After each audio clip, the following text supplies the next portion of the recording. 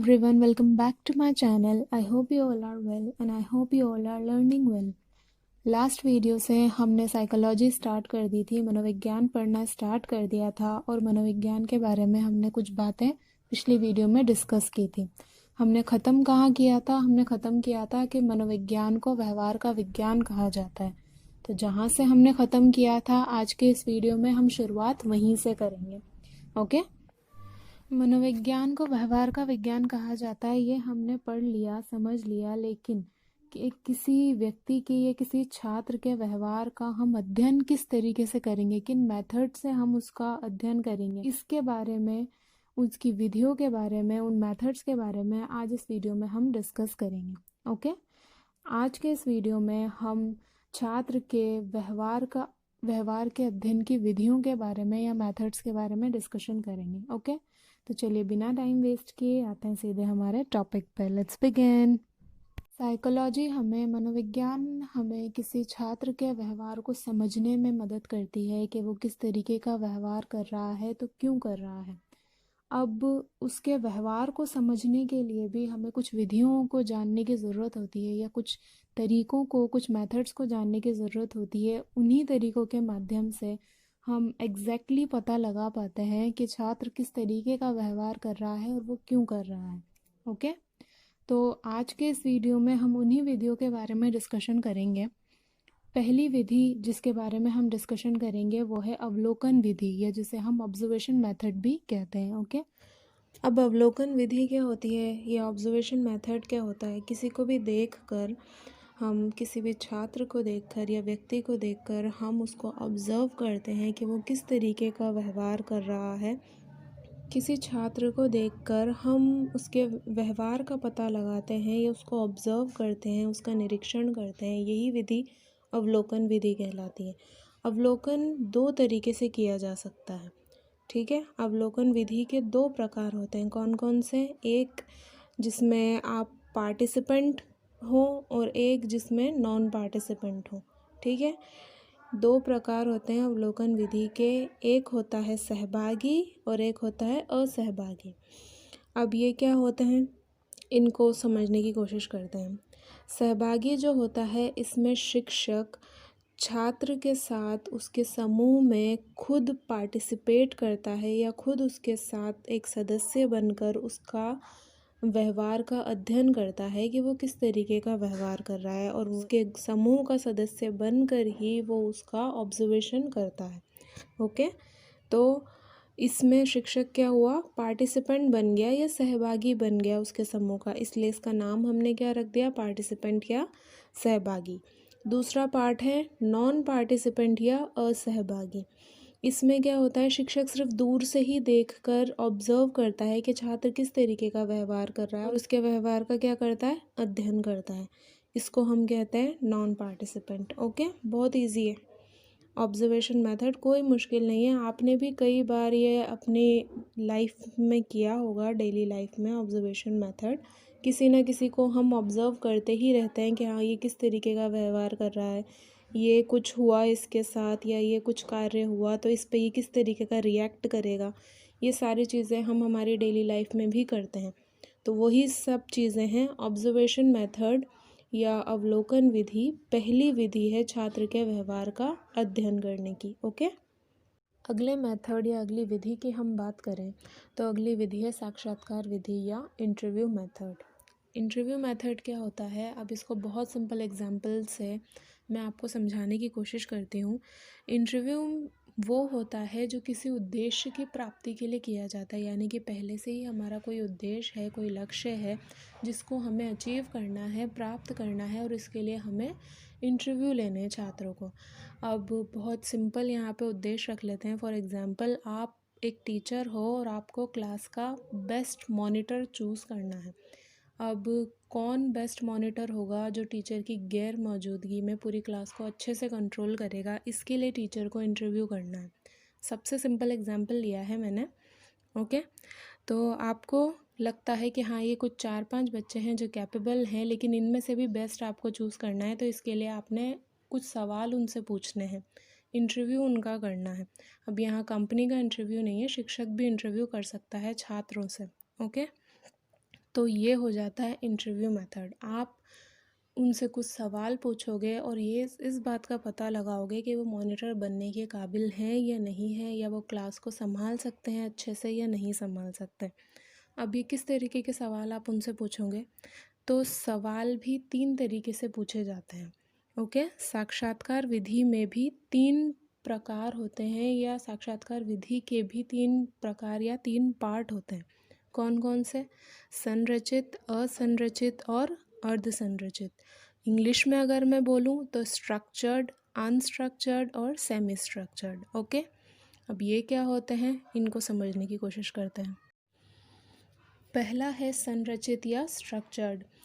इस वाले पार्ट में क्या होता है कि जो हम टीचर को सवाल पूछने हैं बच्चे से, या जो व्यक्ति उसके सामने बैठा है, जो पार्टिसिपेंट उसके सामने बैठा है, उससे जो प्रश्न उससे पूछने हैं वो पहले से ही उसको तैयार करके रखता है कि हाँ, मुझे ये कुछ सवाल है।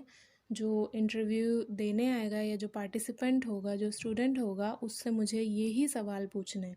हर एक से वो सेम ही सवाल पूछेगा जो उसने पहले से तैयार करके रखे हुए हैं। ओके, तो ये होता है स्ट्रक्चर्ड मेथड, जिसमें क्वेश्चन या सवाल पहले से ही तैयार करके रख लिए जाते हैं। ठीक है, कोई मुश्किल नहीं, बहुत आसान बात है, आसानी से समझ आ जाएगी। सेकंड है असंरचित या अनस्ट्रक्चर्ड। अब ये बिल्कुल अपोजिट होगा स्ट्रक्चर्ड के। इसमें क्या होता है कि शिक्षक कोई भी सवाल तैयार करके नहीं रखता है। वो ज़रूरत के हिसाब से या जिस वक्त जिस तरीके का सवाल उसको पूछना हो वो पूछता है अपनी मर्ज़ी से। उसको स्वतंत्रता होती है पूरी सवाल पूछने की। अब इस वाले पार्ट का या इस वाले मेथड का बहुत लाभ होता है, क्योंकि इस वाले पार्ट में या असंरचित साक्षात्कार में टीचर जिस भी तरीके के चाहे सवाल पूछ सकता है, घुमा फिरा के जैसी भी इंफॉर्मेशन या जैसी भी जानकारी वो सामने वाले पार्टिसिपेंट से निकलवाना चाहता है वो निकलवा सकता है। डायरेक्टली अगर वो नहीं बताता तो इनडायरेक्टली भी टीचर घुमा फिरा के अपने सवालों के ज़रिए उससे इंफॉर्मेशन निकलवा ही लेता है कि हाँ, अगर इस तरीके की परिस्थिति हुई तो किस तरीके का व्यवहार छात्र करेगा या पार्टिसिपेंट करेगा। इस इंटरव्यू को हम डीप इंटरव्यू या गहराई साक्षात्कार कहते हैं। क्यों? क्योंकि सारी इंफॉर्मेशन टीचर इस इंटरव्यू के ज़रिए निकलवा सकता है पार्टिसिपेंट से, घुमा फिरा के किसी भी तरीके के सवाल पूछ के। अगर डायरेक्टली नहीं बताता सामने वाला तो इनडायरेक्टली टीचर उससे बात निकलवा सकता है। इसलिए इसको हम क्या कहते हैं? डीप इंटरव्यू कहते हैं। ओके, तीसरा प्रकार है अर्धसंरचित या सेमी स्ट्रक्चर्ड। अब आपने कई बार वाइवा दिया होगा कॉलेज में या स्कूल टाइम में। वाइवा किस तरीके का होता है? हमें चैप्टर्स दे दिए जाते हैं कि हाँ, ये चैप्टर्स हैं, इसमें से हम क्वेश्चंस पूछेंगे। टीचर्स हमें बोल देते हैं कि हाँ, ये फर्स्ट चैप्टर, सेकंड चैप्टर, इस तरीके के आप चैप्टर याद कर आना या पढ़ के आना, इनमें से हम सवाल पूछेंगे।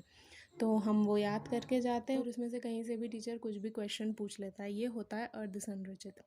अर्धसंरचित में क्या होता है कि क्षेत्र का निर्धारण पहले ही हो जाता है कि हाँ, इस क्षेत्र में से सवाल पूछे जाएंगे, लेकिन प्रश्न कौन से पूछे जाएंगे ये नहीं बताया जाता। प्रश्न पूछने की टीचर को क्या रहती है? स्वतंत्रता रहती है। वाइवा का एग्जाम्पल सबसे बेस्ट एग्जाम्पल है। इसमें 1-2 चैप्टर स्टूडेंट को दे दिए जाते हैं कि ये चैप्टर आप पढ़ के आना, इसमें से हम सवाल पूछेंगे। अब वो सवाल कौन से पूछेंगे ये उनको नहीं बताया जाता। सवाल टीचर अपनी मर्ज़ी से पूछता है।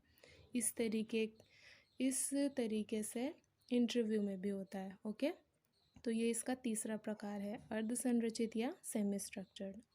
आ गया साक्षात्कार समझ में? 3 प्रकार हैं इसके, संरचित, असंरचित और अर्धसंरचित। ओके, नेक्स्ट विधि है प्रश्नावली विधि। प्रश्नावली विधि का सबसे पहले उपयोग वुडवर्थ ने किया था। ओके, ये बात याद रखिएगा, क्वेश्चन कई बार आता है। प्रश्नावली विधि का सबसे पहले उपयोग किसने किया था? वुडवर्थ ने किया था। अब प्रश्नावली विधि में होता क्या है? प्रश्नावली विधि में शिक्षक या जो प्रश्नावली बना रहा है वो पहले ही प्रश्नों का निर्माण कर लेता है, पहले ही क्वेश्चंस बना लेता है, वो उसको प्रिंट करवा देता है और प्रिंट करवा के फिर वो छात्रों को या जो पार्टिसिपेंट्स हैं उनको दे देता है। अब इसमें और इंटरव्यू मेथड में क्या फ़र्क है? इंटरव्यू में भी तो हम सवाल पूछ रहे हैं, इसमें और इंटरव्यू मेथड में ये फ़र्क है कि प्रश्नावली में सिर्फ आप सामने जो आपके बैठे हैं छात्र या पार्टिसिपेंट, सिर्फ उनसे ही सवाल नहीं पूछ सकते। इसमें आप दूर बैठे हुए पार्टिसिपेंट या छात्रों से भी सवाल पूछ सकते हैं। फॉर एग्जांपल कि अगर आप मुंबई में बैठे हैं और कोई आपका पार्टिसिपेंट कोलकाता में बैठा है, तो आप वहाँ पे बैठे हुए पार्टिसिपेंट से भी ये प्रश्नावली भेजकर या ये प्रिंटेड पेपर भेजकर आप उसके व्यवहार का अध्ययन दूर बैठे हुए भी कर सकते हो। ओके, आपने पहले ही सवाल का निर्माण कर लिया, वो सवाल आपने उसको भेजे, उसने भर के आपको वापस से सेंड किए और आपने पता लगाया कि हाँ ये इस सवाल का ये जवाब दे रहा है, मतलब इसका व्यवहार कुछ इस तरीके से होगा। ओके, ये होती है प्रश्नावली विधि। अब प्रश्नावली विधि में जो क्वेश्चंस पूछे जाते हैं वो दो तरीके के क्वेश्चंस पूछे जाते हैं। एक होते हैं क्लोज एंडेड और एक होते हैं ओपन एंडेड। बंद प्रश्न और खुले प्रश्न। बंद प्रश्न क्या होते हैं? बंद प्रश्न वे होते हैं कि जिसका जवाब निश्चित ही हो, मैं अगर उसका जवाब दूं तो भी उसका आंसर वही आए और आप उसका जवाब दें तो भी उसका आंसर वही आए। फॉर एग्ज़ाम्पल, अगर हम पूछें भारत की राजधानी क्या है, तो भारत की राजधानी मैं अगर इसका जवाब दूंगी तब भी दिल्ली ही आंसर आएगा और आप इसका जवाब दोगे तब भी आंसर दिल्ली ही आएगा। ओके, तो ये क्लोज एंडेड है, ये क्लोज एंडेड प्रश्न है। ठीक है, दूसरे तरीके के प्रश्न होते हैं खुले प्रश्न या ओपन एंडेड प्रश्न। ओपन एंडेड प्रश्न में क्या होता है, जवाब निश्चित नहीं होता। इसमें जो जवाब दे रहा है या जो पार्टिसिपेंट है वो अपनी मर्ज़ी से अपने मन के हिसाब से जवाब देता है। फॉर एग्ज़ाम्पल, एक क्वेश्चन अगर हम पूछें कि भारत कैसा देश है, इसके बारे में अपने विचार प्रस्तुत करो, अपने विचार प्रस्तुत करो कि भारत कैसा देश है, तो इसमें सब पार्टिसिपेंट अलग अलग अपने अपने विचार प्रस्तुत करेंगे अपने मन के हिसाब से। इसको हम बोलते हैं ओपन एंडेड क्वेश्चन। ओके, तो इस तरीके के क्वेश्चंस प्रश्नावली में पूछे जाते हैं। आई होप कि आपको समझ आई होगी प्रश्नावली विधि या क्वेश्चन मेथड। ओके, नेक्स्ट हमारा मेथड है साइकोलॉजिकल टेस्ट या मनोवैज्ञानिक परीक्षण। अब साइकोलॉजिकल टेस्ट या मनोवैज्ञानिक परीक्षण क्या होते हैं ये आप लोग अच्छे से जानते होंगे, खासकर वो तो बहुत अच्छी तरीके से जानते होंगे जो बीएड करके आए हैं, क्योंकि बीएड में इन सब से हमारा वास्ता पड़ता ही है मनोवैज्ञानिक परीक्षण से। फिर भी कुछ बातें मैं इसके बारे में आपको समझाने की कोशिश करती हूँ। मनोविज्ञान में या साइकोलॉजी में साइकोलॉजिकल टेस्ट जो वर्ड है या मनोवैज्ञानिक परीक्षण जो शब्द है, इसका सबसे पहले प्रयोग कैटल ने किया था। किसने किया था? कैटल ने किया था। अब मनोवैज्ञानिक परीक्षण बनाए क्यों जाते हैं? मनोवैज्ञानिक परीक्षण इसलिए बनाए जाते हैं ताकि हम इंडिविजुअल डिफरेंसेस का पता लगा सकें बच्चों में, कि कौन सा बच्चा दूसरे बच्चे से किस आधार पर अलग है।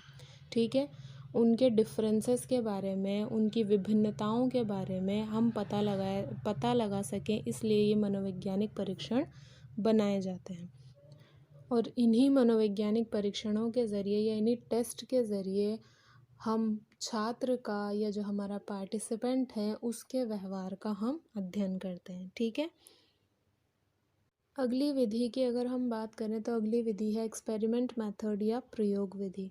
ओके, प्रयोग की अगर हम बात करें मनोविज्ञान में, तो मनोविज्ञान की पहली प्रयोगशाला 1879 1879 में जर्मनी के लिप्जिंग नगर में विलियम वुंट द्वारा स्थापित की गई थी। ये क्वेश्चन बहुत इम्पॉर्टेंट है, तो इसको प्लीज़ ध्यान से आप पढ़िएगा और याद रखने की कोशिश कीजिएगा। कई बार क्वेश्चन आता है कि मनोविज्ञान की पहली प्रयोगशाला कहाँ पर स्थापित हुई और किसने स्थापित की।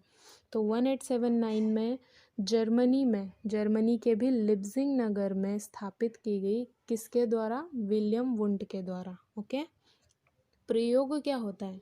नियंत्रित अवस्थाओं में जब हम अध्ययन करते हैं उसे प्रयोग कहलाते हैं, यानी कि हम कंट्रोल एक इन्वायरमेंट बना लेते हैं और उसमें हम एक्सपेरिमेंट करने की कोशिश करते हैं, उसे हम प्रयोग कहते हैं।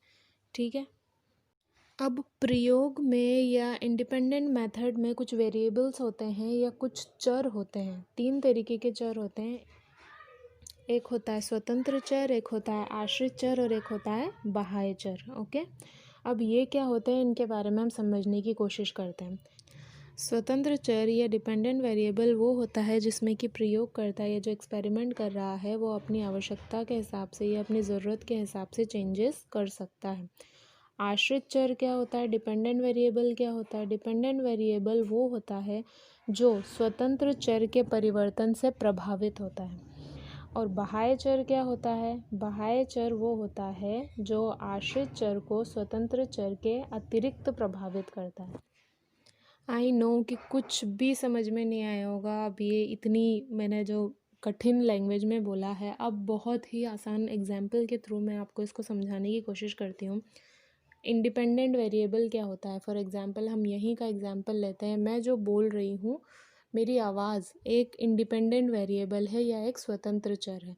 मेरी आवाज़ को मैं कम या ज़्यादा मेरे हिसाब से, मेरी ज़रूरत के हिसाब से, मेरी आवश्यकता के हिसाब से कर सकती हूँ, ठीक है। मैं इसके लिए पूरी तरीके से क्या हूँ, स्वतंत्र हूँ। इसलिए हमने इसको क्या कह दिया, स्वतंत्र चर कह दिया। आप लोग जो मेरी आवाज़ सुन रहे हैं वो है आश्रित चर, क्योंकि अगर मैं मेरी आवाज़ को कम करूँगी तो आपको सुनाई नहीं देगा, आप उससे क्या हो गए, प्रभावित हो गए। अगर मैं आवाज़ को बहुत ज़्यादा करूँगी तो भी आपको दिक्कत होगी, तो उससे आप क्या हो गए, अफेक्ट हो गए या प्रभावित हो गए। तो आप क्या हो गए, आप हो गए आश्रित चर। अब बाह्य चर क्या होते हैं? फॉर एग्ज़ाम्पल मैं यहाँ पे बोल रही हूँ, मैं नॉर्मल आवाज़ में बोल रही हूँ और कोई और मेरे आसपास बोले या मेरे आसपास बहुत ज़्यादा शोर हो और आपको मेरी बात समझ में ही ना आए, तो वो क्या हो गया, वो हो गया बाह्य चर, जो हमें एक्स्ट्रा प्रभावित कर रहा है, यानी कि अनावश्यक रूप से प्रभावित कर रहा है। वो हमने इंक्लूड नहीं किया हमारे एक्सपेरिमेंट में, फिर भी हमें क्या कर रहा है, वो इफ़ेक्ट कर रहा है या प्रभावित कर रहा है। उससे कौन इफ़ेक्ट होगा? मुझे तो कोई दिक्कत नहीं होगी क्योंकि मैं स्वतंत्र चर हूँ, मैं अपने हिसाब से बोल रही हूँ। लेकिन दिक्कत किसको होगी? आपको होगी। आपको बाह्य चर की वजह से जो मेरी आवाज़ है वो सही से सुनाई नहीं देगी या उस सही से मेरी बात आप समझ नहीं पाएंगे। ओके, तो आई होप कि इस एग्जाम्पल के थ्रू क्लियर हुआ होगा कि स्वतंत्र चर क्या होता है, आश्रित चर क्या होता है और बाह्य चर क्या होता है। ये तीन वेरिएबल्स होते हैं जिन पर एक एक्सपेरिमेंट होता है या एक एक्सपेरिमेंट डिपेंड करता है, ठीक है। तो ये कुछ मेथड्स थे, ये कुछ बातें थी जिनसे हम समझ सकते हैं, छात्र के व्यवहार का अध्ययन कर सकते हैं, वो पता लगा सकते हैं कि वो कौन सा व्यवहार किस तरीके से कर रहा है या किसी चीज़ के वो काबिल है या नहीं है। हर तरीके से हम इस मेथड्स के ज़रिए छात्र का अध्ययन कर सकते हैं या जो पार्टिसिपेंट है उसका अध्ययन कर सकते हैं। बहुत सारे क्वेश्चंस इन मेथड से आते हैं, तो आई होप कि आपको ये सभी मेथड्स समझ आए होंगे, वीडियो पसंद आई होगी। If you liked my video please like, share and subscribe. Thank you.